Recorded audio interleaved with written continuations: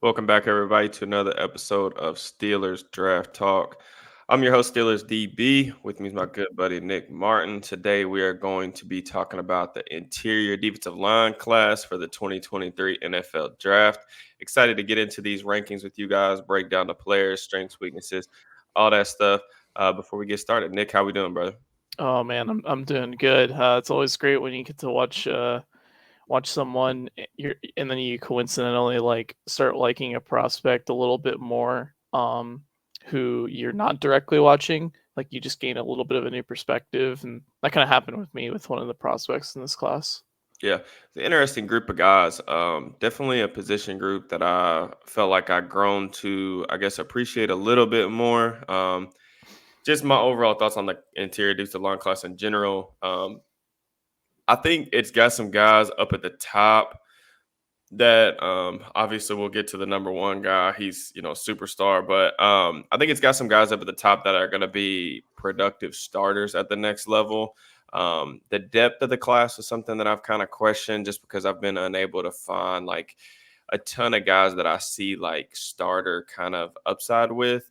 More rotational pieces than anything else, but there's a good amount of pieces around that top five range that I think are going to be productive players that all have very different skill sets, which I kind of appreciate because, like you said, watching these guys like back to back, seeing how different they move, how different they play, was kind of interesting to me. So, what's your thoughts on the overall class?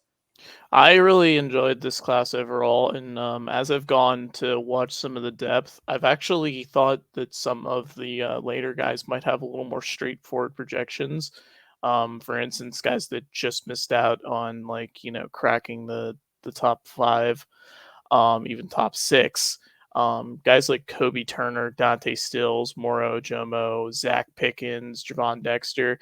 You got like these highly developmental guys like Pickens and Dexter who have, the length, the size, the ability, but they're just kind of raw in a lot of the aspects of their game, and you hope you could develop them. Or in a Jomo who has has a really high power profile. You can't he's not as bendy as you'd like, but you can see his ability as a run stuffer and as a power rusher, it comes through. Stills, who, in my opinion, I thought he dominated the Shrine game in every single day. He was just so hard to block in terms of his quickness, his explosive get off, his hands. He just won really quickly. And then I think Kobe Turner from Wake Forest, he is an older guy, but he is a starter as a three technique in this league. I think he is way too strong at the point of attack as a run defender. And I think as a pass rusher, he just consistently pushes the pocket and he has the get off, the quickness to be able to have those quick wins as well. Yeah, I want to get to a little bit more of Turner. I've seen a lot of clips, but he wasn't a guy that I was able to really get to in full. But I know he's gained a lot of steam. It seems like Yeah. a lot of bigger names are kind of talking him up recently. So he's definitely a guy that I want to try to get to before draft weekend. But you mentioned a couple guys that kind of fell outside that top five. Just the guy that I kind of wanted to talk about a little bit was Gervon Dexter from Florida.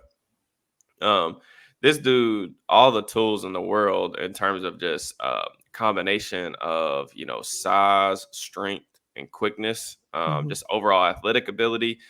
He is just really raw, in my opinion, in terms of figuring out the best way to maximize like his physical gifts that he was given. So he fell outside the top five for me.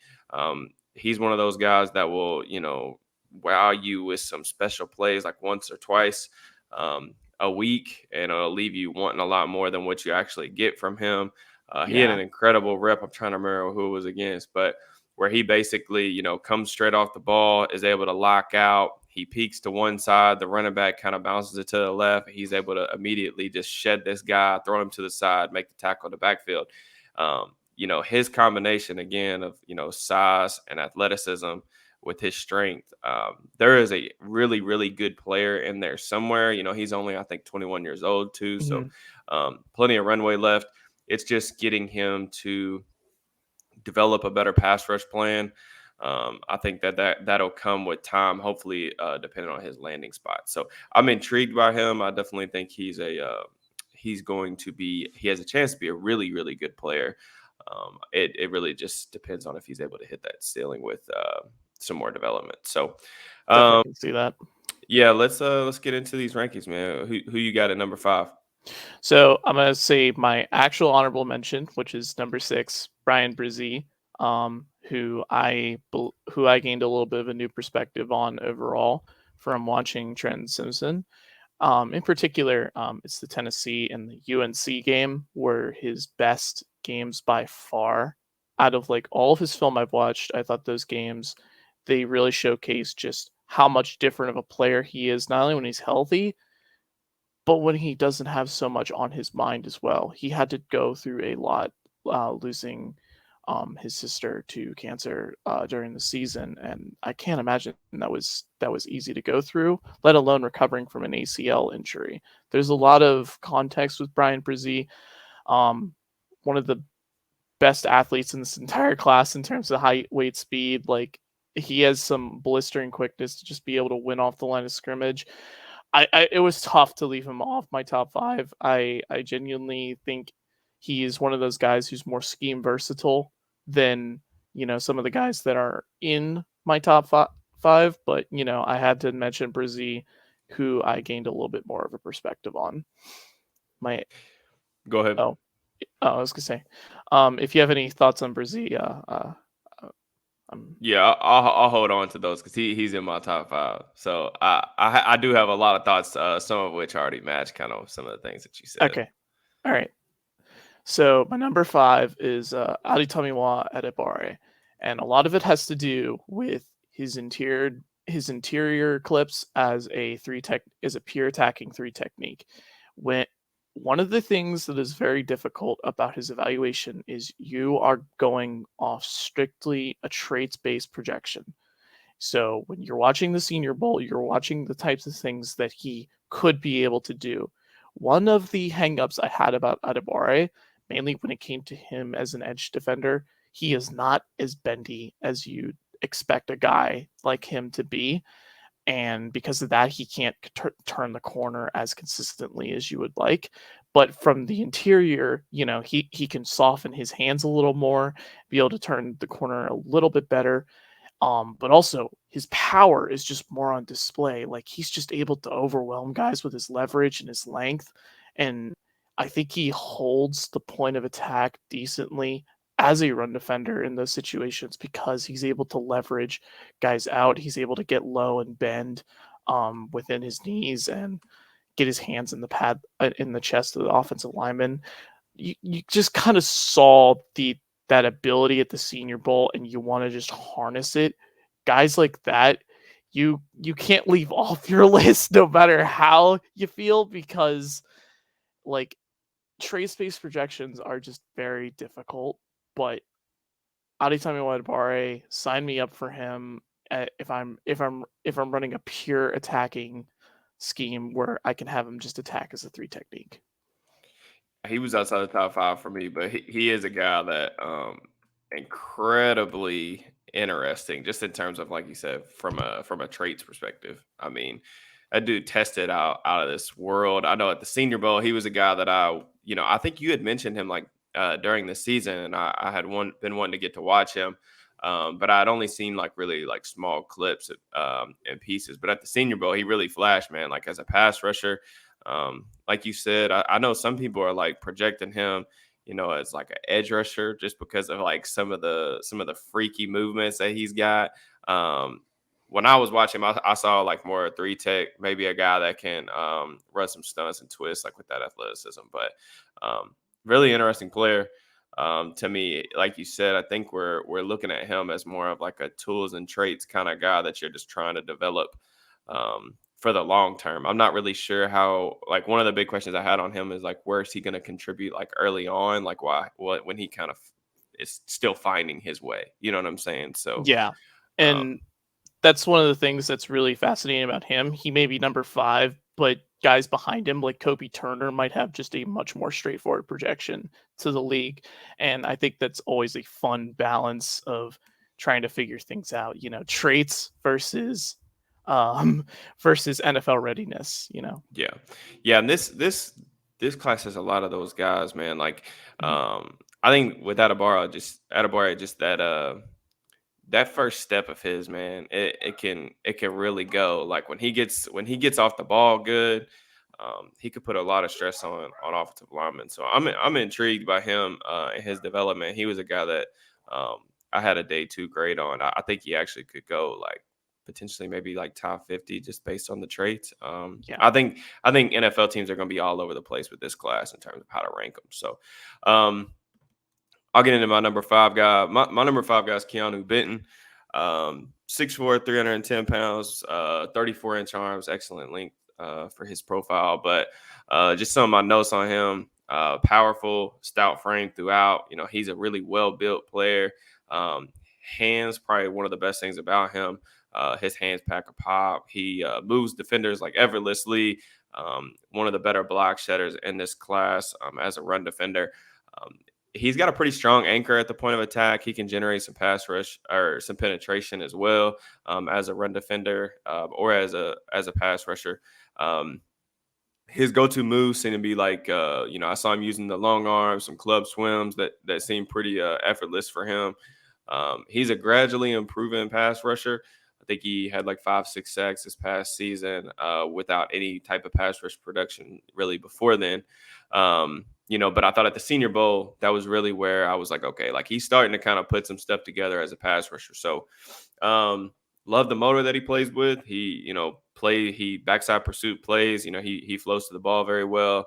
I think his motor runs hot at all times, and I think there's alignment versatility with him. I know some people view him as like a nose tech, like zero tech, one tech shade. I personally think he's a three tech. I like him more as a three tech than I do as a nose, and that really aligns kind of with my negatives or weaknesses for him. I think he needs to play with better pad level to absorb doubles or combos. I think he's a solid athlete, like a solid to above average athlete, but I don't see one of the things that was tough. Like before I watched him at the Senior Bowl, I watched him a little bit last year during the season, and I watched and I was like, this dude's a really solid player. Like I don't see any like thing that's just like a glaring weakness that's going to keep him off the field.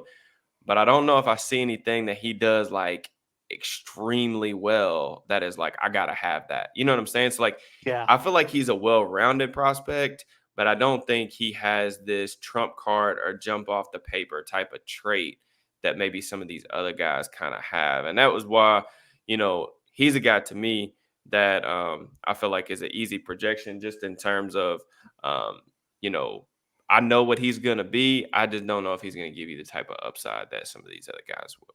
So Yeah. I definitely think that's one of the more interesting parts about Keanu Benton's evaluation because he's very much a safe player in this class versus the other guys. I have him a little higher, so I'm going to say my thoughts a little bit for him a little later. Oh, actually, no. He's speaking of just a little bit higher. He's actually number 4 on my list. there you go. Yeah. So Symmetry. yeah. So Benton, for me, the thing that stands out about him, you mentioned it. It's the hand usage. It was outstanding at the Senior Bowl. He's actually a 2-time state wrestler. Makes He was a sense. 2-time state. He was a 2-time state qualifier in high school as a wrestler, and he was like 285 pounds at the time he was a wrestler. And you can really just see that background with his ability to just use his hands. Like there's a there's a more consistent pass rush plan from Keanu Benton than I've seen from some of these edge rushers when it comes to just using using his hands consistently. And I think that's something I really appreciate about his game. The nitpick I have about him as a pass rusher, I do not think he likes to use speed to power enough. And I think that is one of the weirdest things about him because he's got this really rocked up, like just beefy frame. He reminds me a lot of BJ Hill in that regard in terms of how he's built. He's a long guy, but he just constantly works on on beating the hands first before he does anything else. And I'm just like, man, just drive this dude back. You're 300 something pounds, and you're this big. You got this length on you, like just drive him back. And I think that was the thing that happened at the Senior Bowl was guys started to get privy to that, and he ended up not winning as much later in later in the the week. later in the week. And we you can definitely see it with Benton, like the versatility. Like he has the ability to potentially two gap as a five technique. In those four, in those situations, he can attack as a three technique, and obviously he played a lot more nose at Wisconsin. I don't think that's his main role, but I think it's a role he can play, and it's why he's one of the most versatile interior defenders in this class. hmm Completely agree. Yeah, I know. It's just interesting because like he's been a guy that's been obviously extremely linked to the Steelers, and seeing everybody's opinions on him on like where he should play has been kind of interesting to me because it does seem like people definitely have differing opinions on there. But to me, I'm playing him at three tech. This is what I'm doing. I'm Yeah. playing him at three tech, four tech, and then I'm gonna slide him into like a 2-eye kind of technique whenever they go into sub packages. So. My number 4 guy is Mazi Smith from Michigan. 6'3", 337 pounds, near 34-inch arms as well. Just a tad shorter than Benton, but he was the number 1 player on Feldman's freak list. Didn't quite test there, but there was some stuff going on, I think, around the time he was kind of testing with some of this stuff. But still an incredible athlete for his size, especially on tape. Unbelievable strength at the point of attack. Arguably the best block shedding player in this class. I don't know how you feel about that, but that was my overwhelming thought. Like when I was watching him, man, like this dude is just an incredibly difficult dude to sustain blocks on because of how powerful he is. Just incredibly strong, powerful hands, grip strength to literally like one of his favorite moves is the push pull. So he gets these little he works almost everything off power. So he'll have like a power pop into a rip as a pass rusher, or he'll go with like a push where he gets his hands inside your shoulders and then just rip you down. I mean, I saw him do this to like Ohio State's interior offensive line, like Luke Whippler, guys like that, literally just throw them down like rag dolls. So the power, very impressive. He has the exact frame that you're really looking for in a nose tackle. Um, Highly conditioned player. This is something I was looking at, a little nugget that I ran across. I was doing some research on him for my YouTube video last week. This dude played almost 50 snaps against Power 5 competition, like a game. And like you think of a guy that's 340 pounds, I don't know what he was playing at, but like we think of these like nose tackles and stuff, like these guys, even in college these days, like they just don't play that many snaps. This dude, like highly conditioned, played a lot of reps, which is something that Yeah. I appreciate. The quickness to roam laterally.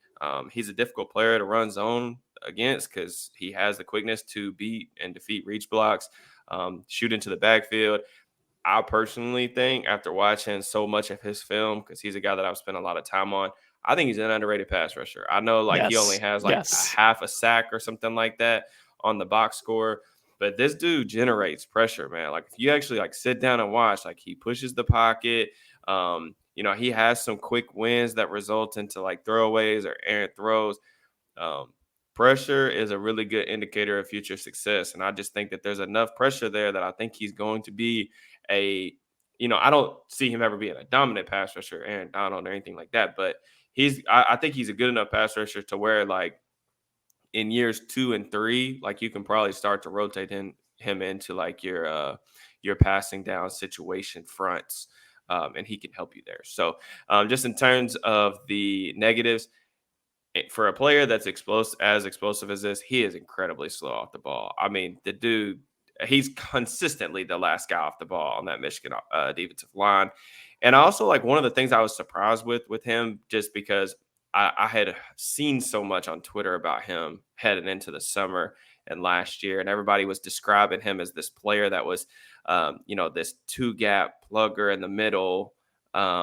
Eat up kind of blocks type of guy. I didn't think he was that great against double teams. Like Yeah. I thought that he would be kind of folded or driven back, and double teams were able to kind of generate some displacement on him. I don't know why that was because the dude's obviously extremely strong. I think that part of the issue is he can play a little bit high and stand straight up in his stance after the snap. But still, what he can do. Like, you can't block this dude with one guy. That's the thing. Like, against the run, like, if you block, it doesn't matter who you bring, you try to block this dude with one guy, and he's going to make 3 or 4 plays for negative plays that only result in like 1 to 2 yards. So good player. I'm interested to see like kind of just how high the NFL takes him.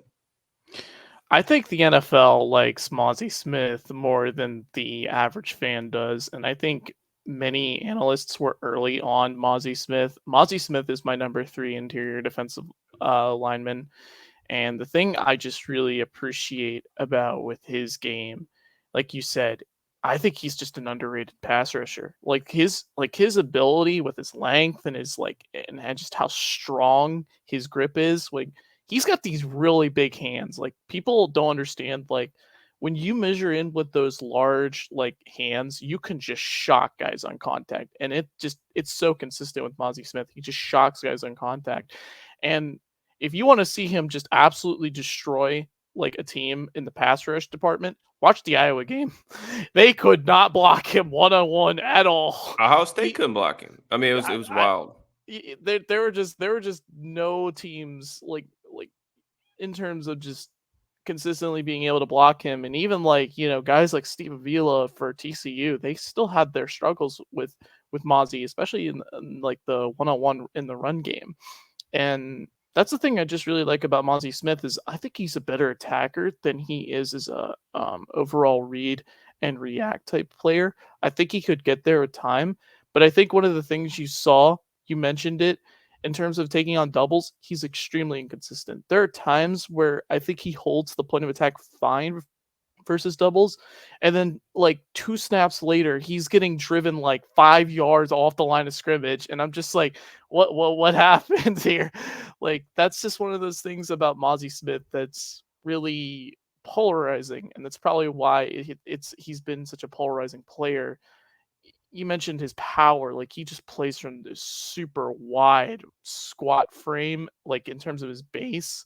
He's just really wide, and he just gets all that power with his in terms of generating off the bull rush. I just think he's a player, and you mentioned the snap count. That's the most important thing about nose tackles. Can you keep them on the field? One of the one of the best nose tackles in the league this year, Dexter Lawrence. He played so many snaps, and he was able to contribute as a pass rusher.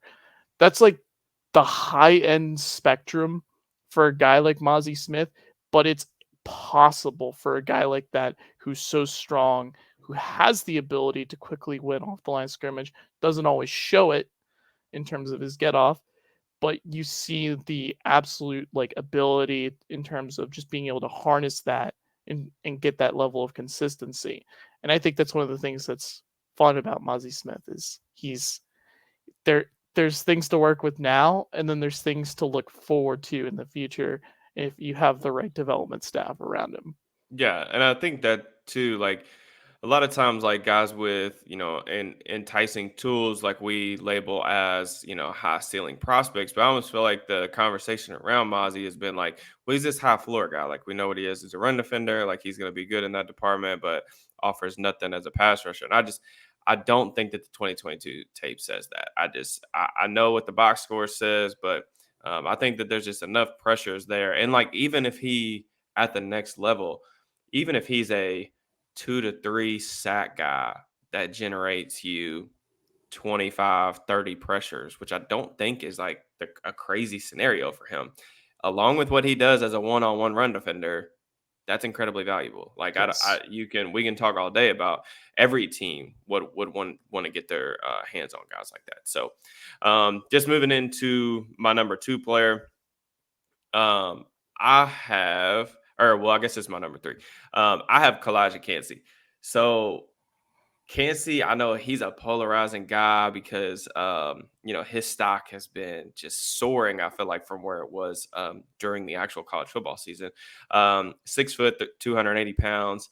Um, just the absolute best pass rusher that I saw last season. I think he's the best pure pass rusher in the class. And what I mean by that, just in terms of the pass rushing toolkit and overall refinement, Yes. is pretty freaking incredible. I mean, this dude has a deep bag of pass rushing moves. I've seen this dude use a swim move, a cross chop, double swipe. He has counters. He can spin. Extremely explosive with his first step. Obviously has the natural leverage to him. He bends extremely well through contact and plays with a high motor. One of the most productive players in college football over the course of his career, especially over the course of last season. I think he reads blocking schemes well. Does show the ability to beat guys to the spot and evade tacklers or blockers, excuse me, with his agility and quickness. The negatives for him, pretty straightforward. Like I said, Kancey was a very easy person for me to evaluate. The negatives for him, I just do not think he is ever going to be an NFL caliber run defender. Like, this is a dude that it would shock me if he was an above average run defender at the next level. Like, I think that he might at his very best be able to get to somewhere around average. But he's going to struggle. Like, the lack of length, when guys get their hands on him, he just really struggles to disengage. And like that's just, it's tough when you're 280 pounds and you're playing in the interior like that. I thought he was moved off his spot or out of gaps when guys were able to get their hands on him. He's going to struggle a little bit at the point of attack.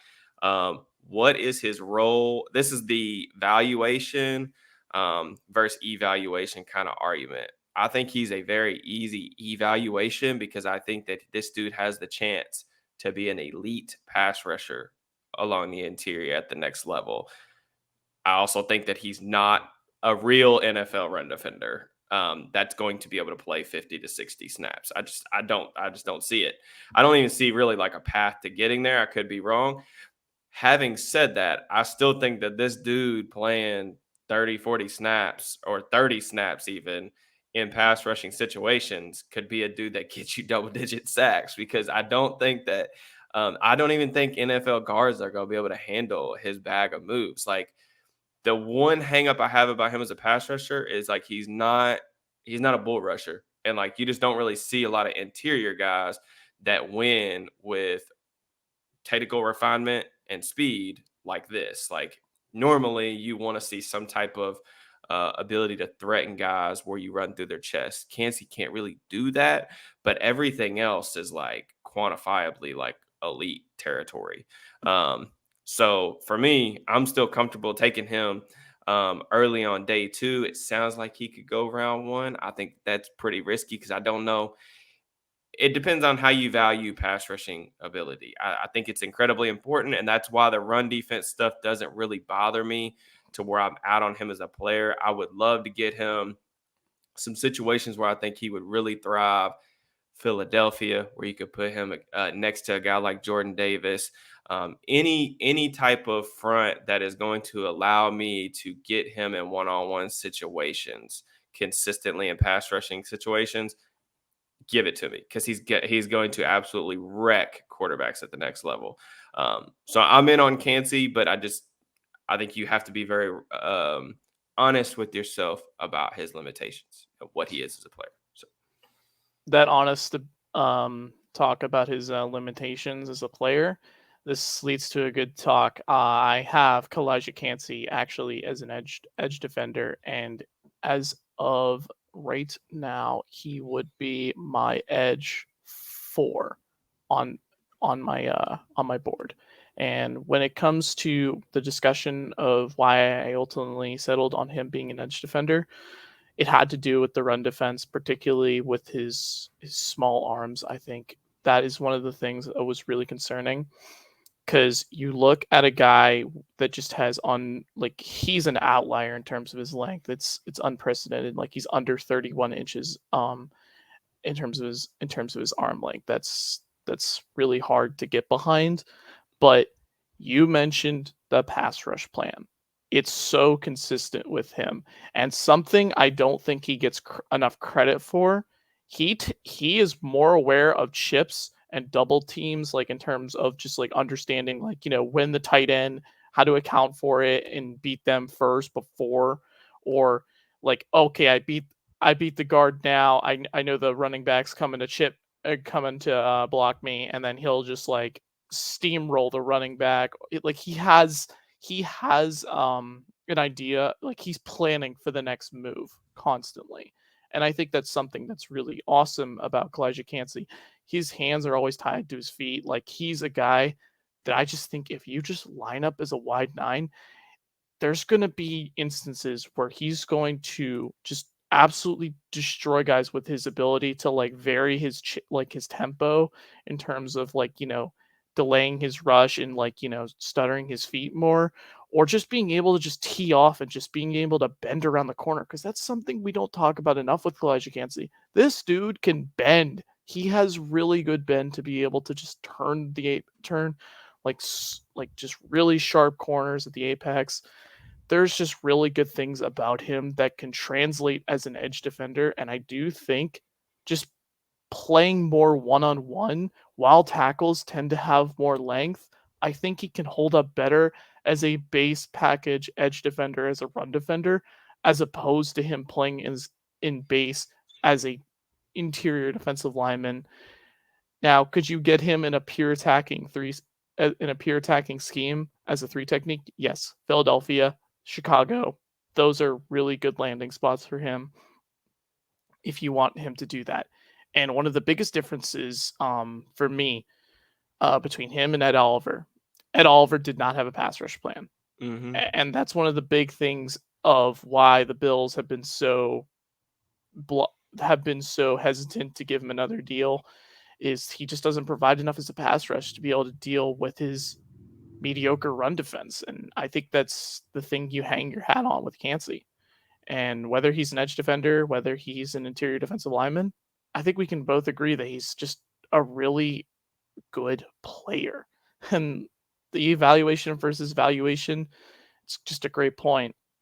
It's not a hard evaluation, it's a hard valuation. Yeah, and like he's a guy that you're gonna have to be very aware of, like what situation you're putting him in, what players you're surrounding him with, the scheme, all that stuff's gonna really matter for him. But like I think at the end of the day, the pass rushing upside is worth it, worth the risk. But just one more thing about like how Kancey wins as a pass rusher. I think he sets rushers or sets blockers up extremely well. Like he'll use pace, he'll use tempo, little stutters, hesitations to get guys off balance. So like as an offensive lineman, like you go into game situations or your film study, you're thinking, all right, like when do I have to brace for guys to go like speed to power? When do I have to, just get threatened by him just coming with the bull rush?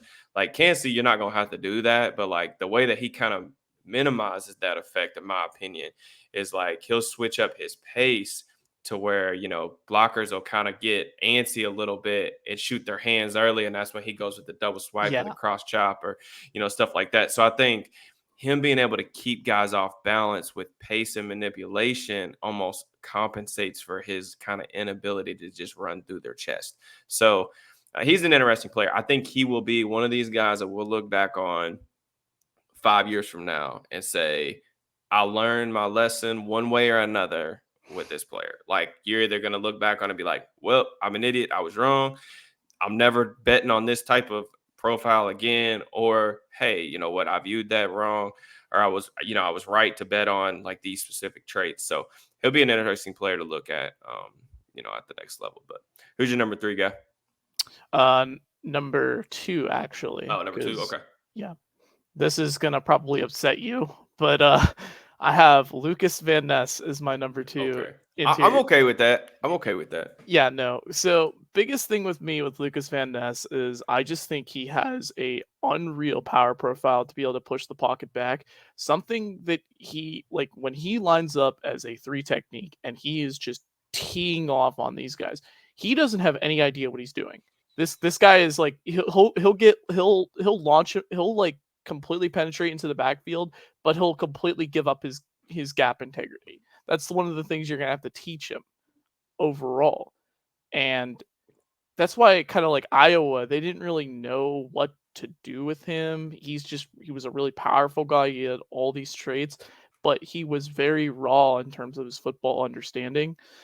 Something I think the Iowa State game is one of my favorites to showcase because it just shows him being able to just one arm guys be able to hold the point of attack as a potential two gap player and be able to tackle the ball carrier with your other arm. And like I just think that you count the length, the strength combo.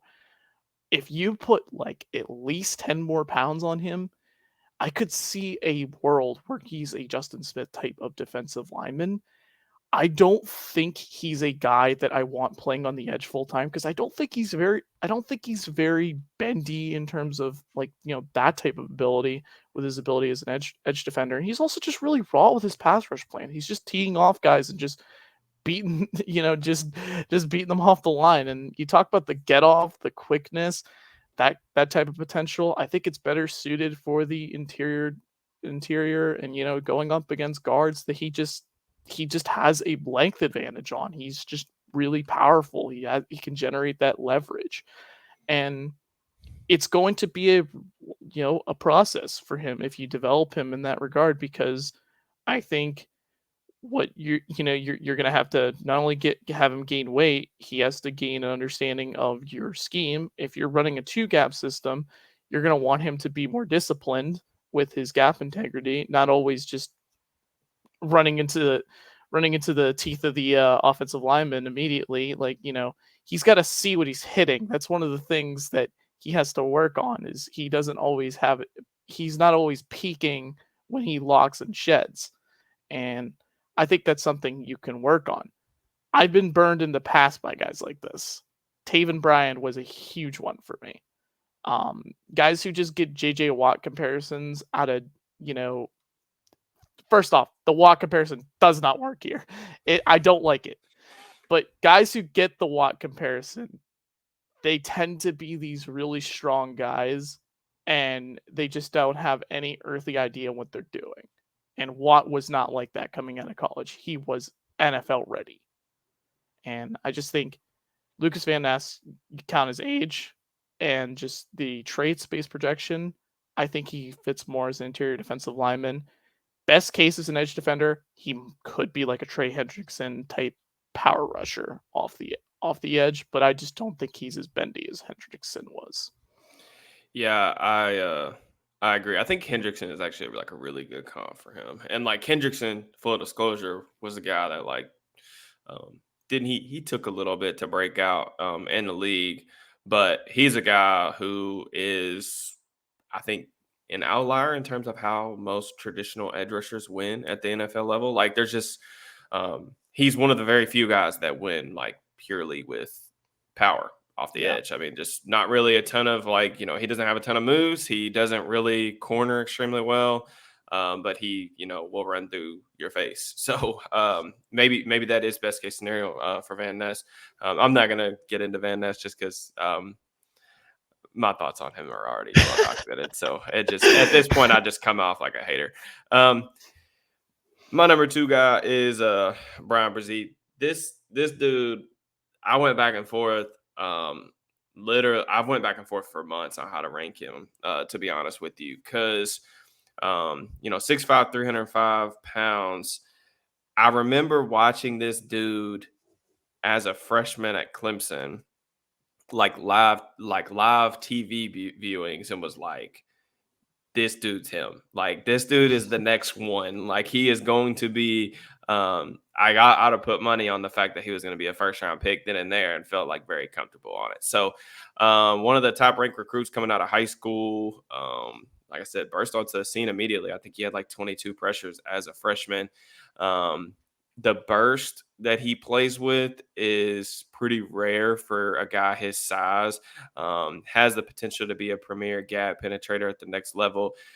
There are 1 to 2 like jaw-dropping plays that he makes about every week when he's healthy that leave you just speechless, because he just doesn't move like most guys his size moves. I think that when he plays with good pad level, he can hold up against double teams as a 3-tech.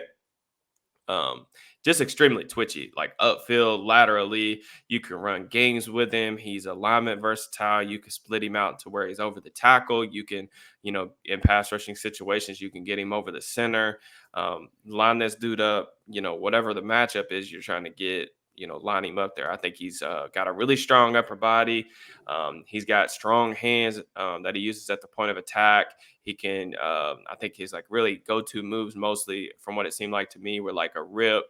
I've seen him use club swim to kind of Yes. get quick wins at the line of scrimmage as well. Concerns with him, kind of twofold things that go hand in hand: pad level and lower body strength. This dude just does not anchor extremely well when his pad level is high. Like he consistently plays high, and it drives me insane. I don't know what it is. He's got a quick first step off the line of scrimmage, but when he is trying to diagnose like run plays, you will gradually see his just shoulder pads raised, and that's where like I felt like blockers were able to just easily move him off the spot. He needs to get stronger in his lower body as well, just to continue generating like some power as a rusher. But I do think that when he plays with good pad level, he can absorb double teams well enough as a 3 tech. Then just the biggest question for me is like, what you mentioned, like all of the stuff that happened with him off the field, extremely difficult circumstances with his sister. And then obviously coming back from an ACL injury. I really wanted to dive into the tape. I watched like 3.5 games, I think, from this year, and then just some clips that I could find of like his pressures and stuff to see if like his athleticism was still really there post ACL. He didn't look as explosive this past year as he did in 2021 before the injury, or as a freshman that I remember.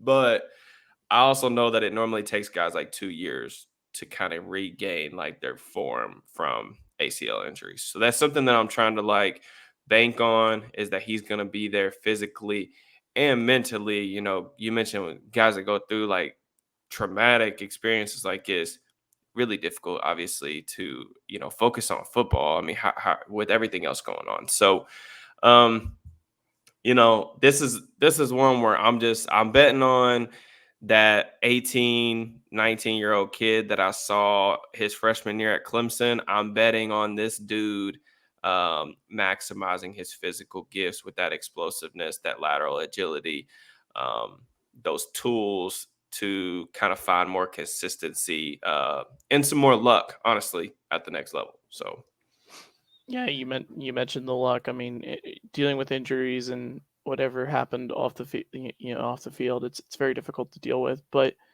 the thing about Bresee that was a really interesting conversation when ranking him, because while I've named these guys off, 4 through about 6 is very tightly contested. Like Bresee mhm, is one of those guys that like I view him as a higher upside player than a guy like Keanu Benton, for sure. but Bresee is not necessarily a guy I'm opposed of to go earlier than Benton.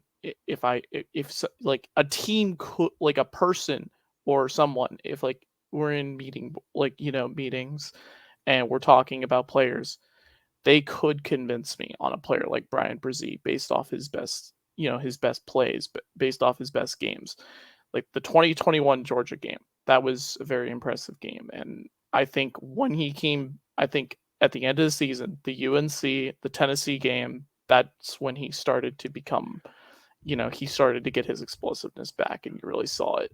So I definitely get the argument for having Bresee as your number 2 interior defensive lineman. Yeah, there was a play in the North Carolina game where he like had this ridiculously quick win. I think he's lined up as like a 4 on the left side of the formation, and Yeah. basically he beats this guard in about like half a second. I mean, he instantly comes off the ball, just explodes off the ball, little club rip action, and gets back. And unfortunately, the ball kind of came out really early, but there's those flashes where you're like, dude, like that's what I'm saying. Like He had defensive like line coaches are gonna want to get their hands on this dude exactly. just Yeah. because he's got all the tools that you can't really coach.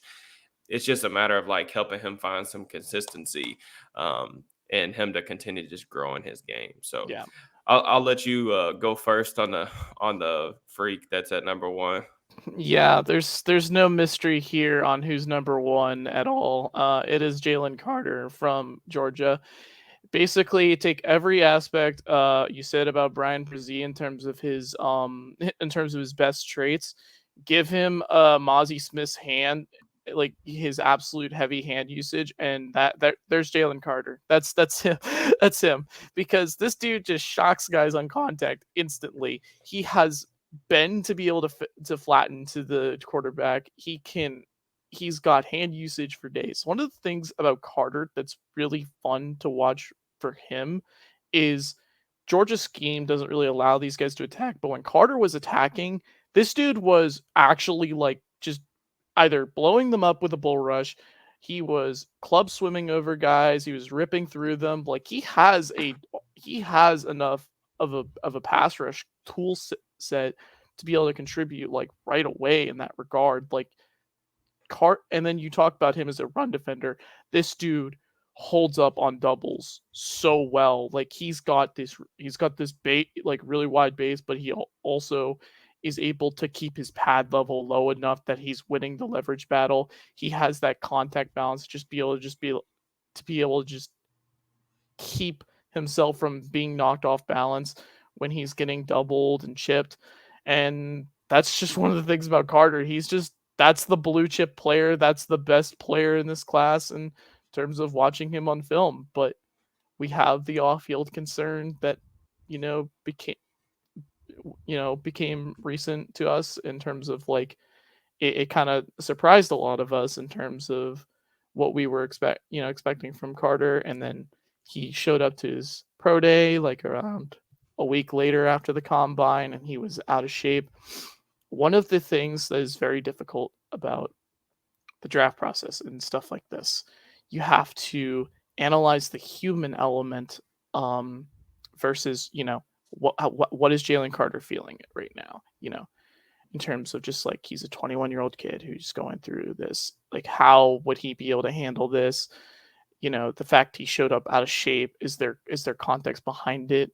Or, just how much do we know that he's involved with in this whole case? Like, that's a very tough conversation to have.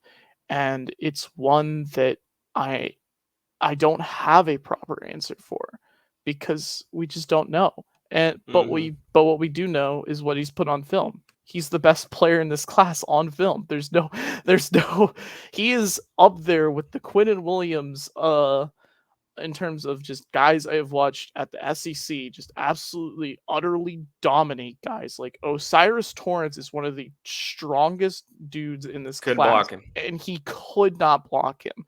And that's one of the things I just find so impressive about Carter. He will win against anyone, everyone. Doesn't matter where he lines up along the interior, he's going to be an just instant star Yeah. in the league if you're getting him at his best. And you guys can go through the playlist. Like we talked about the offensive line class. So was it last week or the week before? And literally, like my weaknesses for Torrance was Jalen Carter. Like I literally had that in my notes. Like Torrance is 347 pounds, 350 pounds, and like Carter was making him look like a 280 undersized guard. Like I mean, the amount of power that he can generate in his hands um, is just it's just different. Like you said, Quentin Williams was I loved Quentin Williams coming out. I Same. think, but I think Carter can be better. I really do, and I think Quentin. Like I know it took him maybe. I don't know why everybody gets so impatient. Like I say, it took him a little bit to figure out. I think he was like still like a star level player after like year three. But I think it took maybe Quentin a season longer than like maybe people were anticipating. But I see the same type of ability in Jalen Carter. Just to, you already hit the nail on the head with a lot of his strengths, but I'm just going to go through like some of the narratives that I've seen. Um, I do not. There's stuff, especially as evaluators, like when we're not in the draft room, like we're not meeting with these prospects. We don't Yeah. have some of the information, so like we have to Yeah. be very aware of that. But at the same time, like I'm seeing people lump these character concerns or the off-field Yes. stuff into motor concerns. I think that is absolutely bonkers to me. This is one of the worst draft narratives I can ever remember. I do not It's up understand how there you with watch this dude's tape and say that he has motor concerns. Like, if you think that Jalen Carter was like taking plays off, and I'm not saying like you grab like one play where like he's not super involved or like not hustling to the ball 50 yards down the field. I'm talking like if you really think that that is a theme on his tape, you do not understand defensive line play. The stuff that they were asking him to do in terms of, like, for example, in college, like, it's really difficult to generate a ton of sacks because like the quick passing game, like the game's just different. Okay. yes. A guy like Jalen Carter, they run a ton of like twists and stunts. They literally were using him a lot as like a crasher to free other players. He Yes. saw a ton of double teams to where like I noticed on times on film, I was picking up that teams in the SEC were not sliding to a numbers advantage. They were sliding to Jalen Carter where he was lined up because they were so afraid that he was going to get a one-on-one. That doesn't happen a ton at the college level. So, like, all that narrative is stupid. And like one of the things too that like a play that really sticks out in my mind about his motor, go watch the Kentucky game. For one, Kentucky game 2021, one of the best tapes you will ever see from a defensive line prospect. You talk about couldn't block him. These cats could not block this cat. And one of my favorite plays from that game, Kentucky's like in the red zone. They run this play at the Levis is in the gun. They run this play action. He rolls out to the right side of the field. They do a little throwback screen. Carter's on the left. He's like lined up as like a left side three technique.